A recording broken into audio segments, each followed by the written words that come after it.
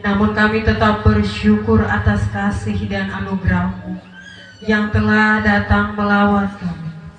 Kasih-Mu yang mengampuni dan menyelamatkan kami sampai. Jadilah kiranya ibadah perayaan Natal Kristus Persekutuan Unit 1 Horeb di dalam nama Allah Bapa, Tuhan Yesus Putra Natal, dan oleh tuntunan Roh Kudus, damai sejahtera Natal menyertai saudara-saudara. Juga menyertai saudara. Bapak Ibu disilakan duduk.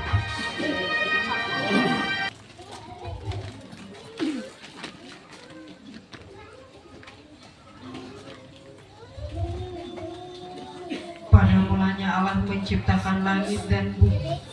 Bumi belum berbentuk dan kosong. Roh Allah melayang-layang di atas permukaan air. Berfirmanlah Allah, jadilah terang, maka terang pun jadilah.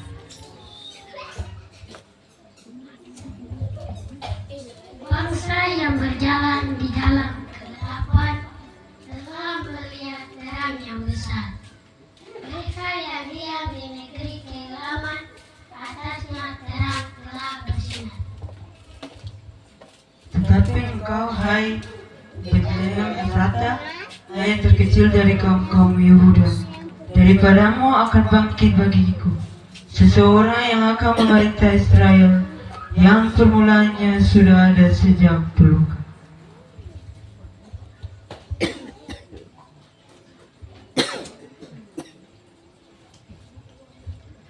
Angkatlah kepalamu, hai pintu-pintu gerbang, dan terangkatlah kamu, hai pintu berabad-abad, supaya masuk Raja Kemuliaan. Siapakah Dia itu Raja Kemuliaan? Tuhan semesta alam, Dia Raja Kemuliaan. Kasih Allah yang besar dengan menjadi manusia, lahir di Bethlehem, melalui perawan Maria dengan mengandung oleh kuasa Roh Kudus. Pesan agung dari Allah disampaikan kepada Maria melalui malaikat Tuhan. Kata malaikat itu kepadanya, "Jangan takut, hai Maria, sebab engkau beroleh kasih karunia di hadapan Allah. Sesungguhnya engkau akan mengandung dan akan melahirkan seorang anak laki-laki, dan hendaklah engkau menamai Dia Yesus. Karena begitu besar kasih Allah akan dunia ini, sehingga Ia mengaruniakan anaknya yang tunggal, supaya setiap orang yang percaya kepadanya tidak binasa, melainkan beroleh hidup yang kekal."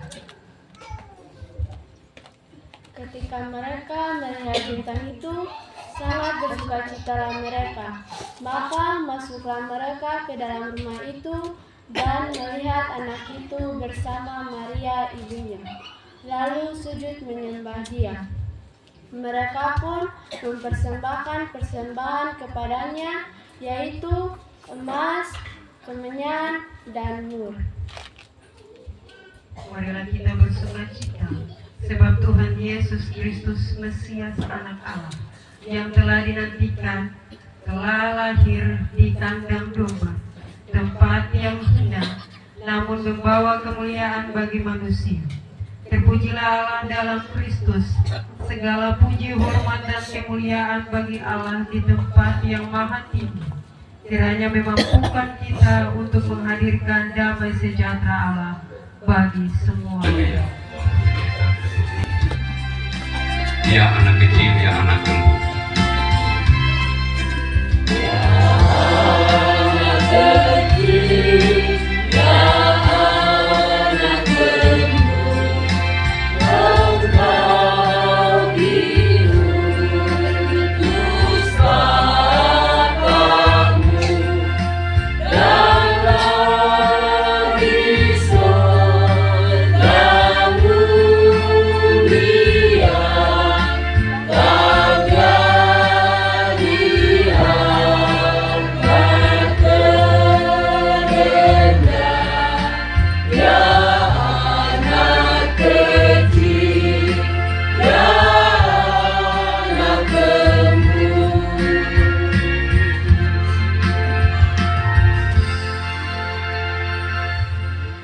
Saudara-saudara kekasih Yesus Kristus, di malam Natal bersama ini kita mendengarkan sabda Tuhan yang terdapat dalam Alkitab bagian Perjanjian Baru.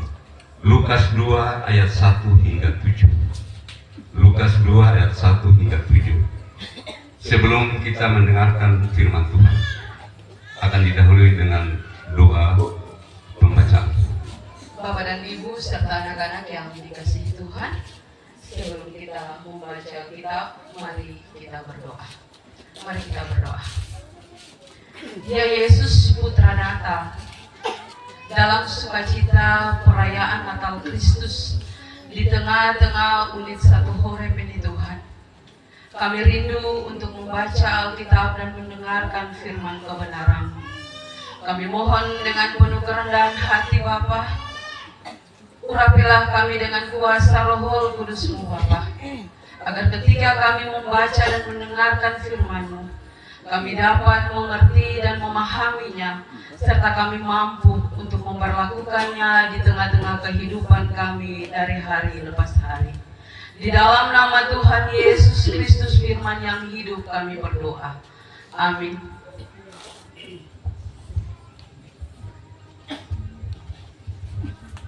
Dengan judul pembacaan kelahiran Yesus.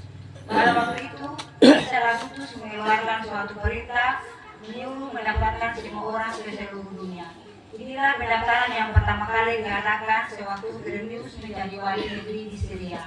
Maka pergilah semua orang mendaftarkan diri masing-masing di kotanya sendiri. Demikian juga Yusuf pergi pergi dari kota Nazaret ke Galilea, ke Yudea, ke kota Daud yang bernama Bethlehem, karena ia berasal dari keluarga Daud dan keturunan Daud, supaya didaftarkan bersama-sama dengan Maria tunangannya yang sedang mengandung. Ketika mereka di situ, tibalah waktunya bagi Maria untuk bersalin, dan ia melahirkan seorang anak laki-laki, anaknya yang sulung, lalu dibungkusnya dengan lampin dan dibaringkan di dalam palungan, karena tidak ada tempat bagi mereka di rumah penginapan. Demikianlah firman Tuhan. Saudara semua, opa, oma, adik, kakak, anak dan cucu, keluarga besar Unit 1 Horeb yang berbahagia. Kebiasaan kita di gereja Protestan Maluku, ibadah-ibadah unit, bahkan di akhir ibadah unit, ada banyak petua, ada banyak petunjuk, nasihat, didikan. Arahnya cuma satu. Para tua-tua kita menghendaki supaya seluruh warga unit itu ketika dia ada dalam momen seperti ini, dia menjaga toleransi, persahabatan, hubungan adik kakak, dan lain-lain. Intinya adalah bahwa nasihat dan petunjuk dari para tua-tua kita di unit ini supaya meninggalkan tahun ini kita melangkah memenuhi kewajiban kita di tahun yang baru dengan suasana sukacita yang baru, merasa berbahagia bersama istri, suami, anak-anak, keluarga dengan suasana yang baru. Beta pilih teks ini, dan teks ini sesuai PJKPN ditetapkan sebagai tema besar untuk perayaan Natal tahun 2025. Tapi kalau dengar Lukas 2 ayat 1 sampai dengan 7, dia menyoroti tentang kedaulatan Allah dalam sejarah. Sensus Kaisar Agustus. Ini tujuannya untuk menggenapi nubuat kelahiran Yesus yang kita kenal sosok yang rendah hati di kandang karena tidak ada tempat di penginapan. Ini menjelaskan bahwa kemiskinan sebagai jalan penyelamatan, serta menekan bahwa Allah begitu peduli, Allah menyatu dengan manusia, terutama ketika yang menatap kelompok orang-orang yang termarginal, kelompok kecil, kelompok anak-anak yang terhilang, kelompok orang-orang yang ditolak. Dan ini mengundang kita semua, mengundang kita dari Bapak Ibu untuk menjadikan ruang di hati. Dalam hati kita harus tersedia satu ruang khusus untuk menerima Yesus dalam hati kita, supaya kita juga bisa merasa memiliki orang lain, merasa menjadi orang lain, ada kebersamaan dengan sesama. Bapak Ibu kekasih, karena itu ada beberapa poin penting yang mesti disampaikan dalam refleksi ini. Yang pertama, kedaulatan dan rencana Tuhan.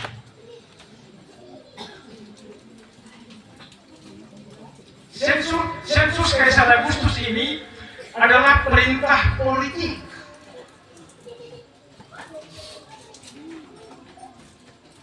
Yang kelihatan biasa saja, tapi justru membawa Yusuf dan Maria ke kota Bethlehem, kota Daud, untuk menggenapi nubuat Mesias akan dilahirkan di sana. 5 ayat 2. Tapi dari semua rencana yang terjadi, Tuhan memberikan ada peristiwa sejarah. Makanya dalam kendali Tuhan untuk rencananya. Yang kedua, kerendahan hati Yesus. Ia lahir di kandang. Kalau kita lihat anak Allah yang mulia, lahir dalam kondisi paling sederhana, dibungkus dengan lampin,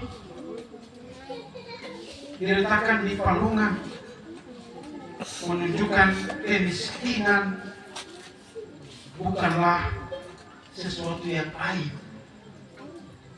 sesuatu yang harus disembunyikan, tidak. Sebab itu adalah jalan Tuhan. Lapang dari kenyataan itu telah terjadi di dunia ini, bahwa dari kemiskinannya itu Dia datang untuk mengangkat kemiskinan manusia ke atas pundaknya. Ia memikul menjadi beban dan tanggung jawab. Ia ditolak, ia dianiaya sampai dibunuh karena dia tadi orang itu. Yesus yang agung dan ditolak adalah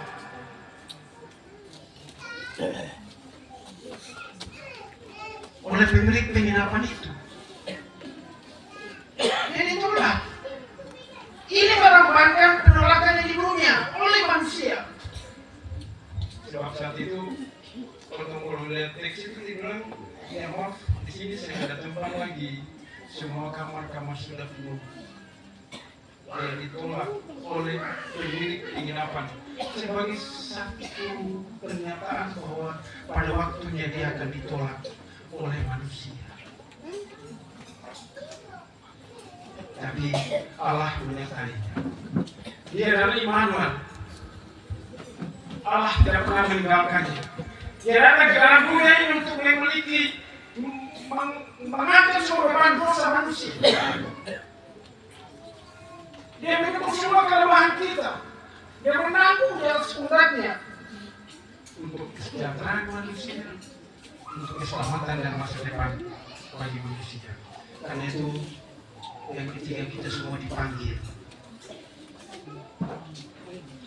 untuk menyediakan ruang dalam hati kita. Dalam hati kita mesti ada satu tempat.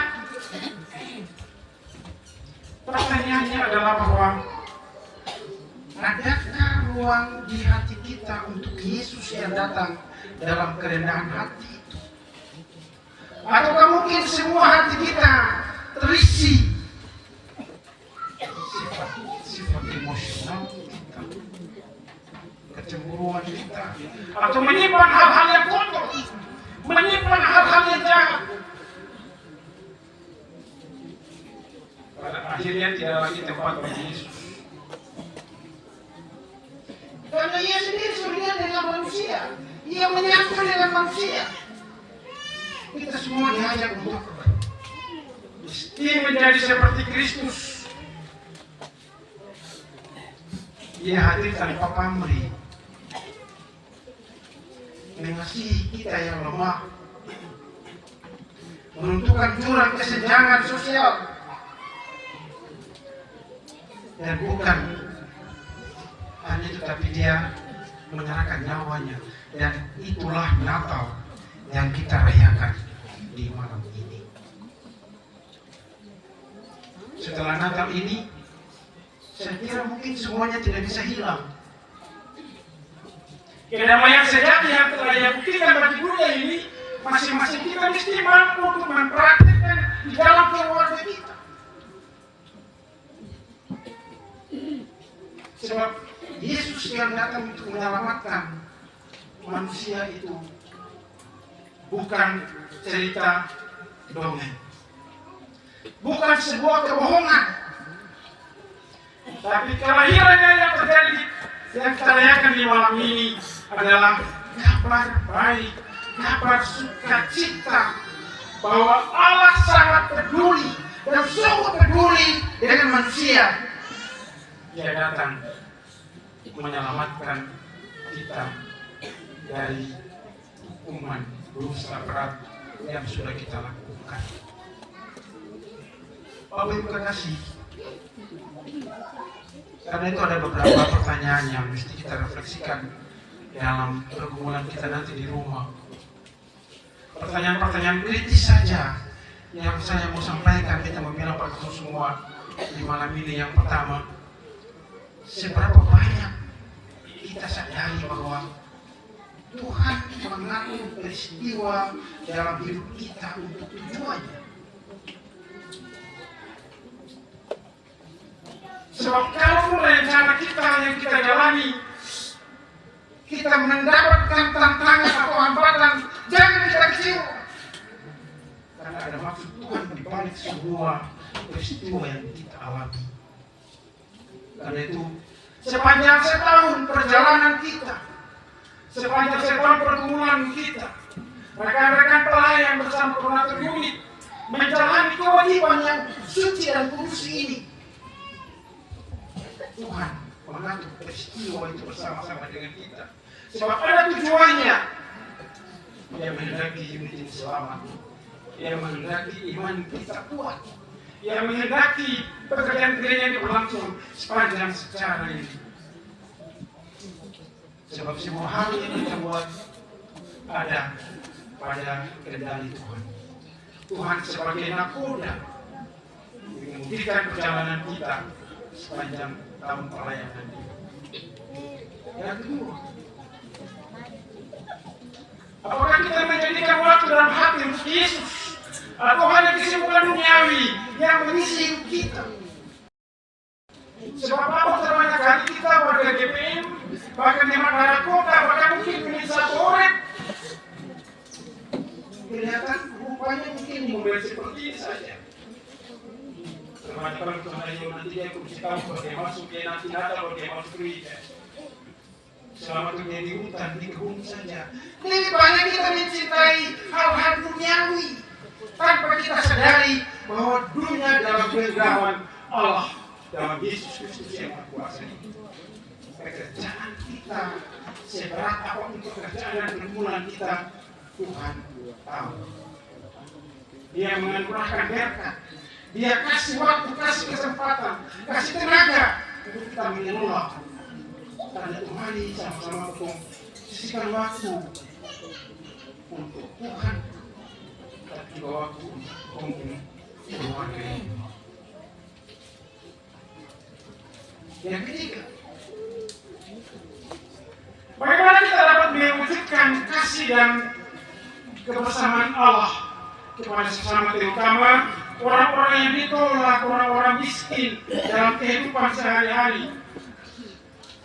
Terbanyak kali ketemu, kasih barang per orang untuk pakai ini, itu keluarga, itu teman, itu kerabat. Pinjam perahu dipancing saja, pinjam perahu kita rugi. Ini kan konteks kita. Padahal di sini mana-mana. Bagaimana kita merasa solidaritas dengan sesama? Kita merasa memiliki sesama. Kita bisa mengerti perasaan sesama. Begitu kalaupun itu yang sudah kita lakukan dari tahun di Natal ini, kita lepaskan semuanya supaya betul-betul ada damai dan sukacita. Sebab Natal adalah perayaan kedatangan Yesus Sang Raja Damai yang membawa terang, sukacita, pembebasan, kedamaian bagi kita semua. Karena itu kita di Bapak Ibu diajak untuk meninggalkan kegelapan hati kita. Artinya kegelapan hati itu mengandung pengertian kalau hati ini belum terbuka pertemanan, kalau mulut belum sempat bicara dengan teman, karena apa lain, karena masalah. Tunggu kapan lagi? Itu kalau kita masih kunci hati, itu namanya dia masih berada dalam kegelapan. Terang ini belum memancar sampai ke dirinya. Padahal penyelamatan, pengampunan, keselamatan yang Tuhan Yesus kasih itu tanpa pandang bulu. Semua orang memiliki yang sama. Mari Bapak Ibu kekasih, keluarga besar Unit 1 Horeb untuk mewujudkan perayaan Natal ini dengan hidup dalam kebenaran dan kasih, dalam kebersamaan.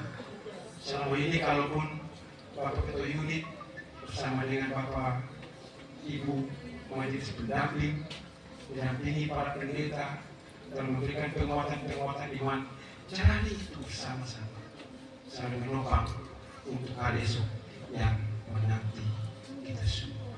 Hidup bersama dalam damai, nikmati hubungan pribadi dengan Tuhan, dan wujudkanlah damai sejahtera di lingkungan sekitar. Tuhan menolong kita semua. Amin.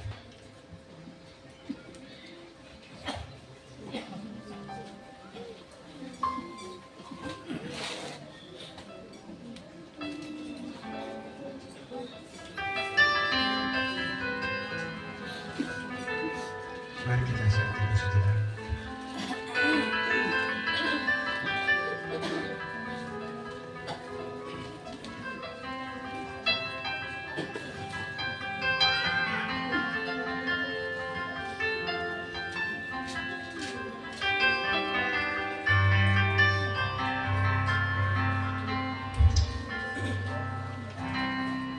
Saat itu selesai,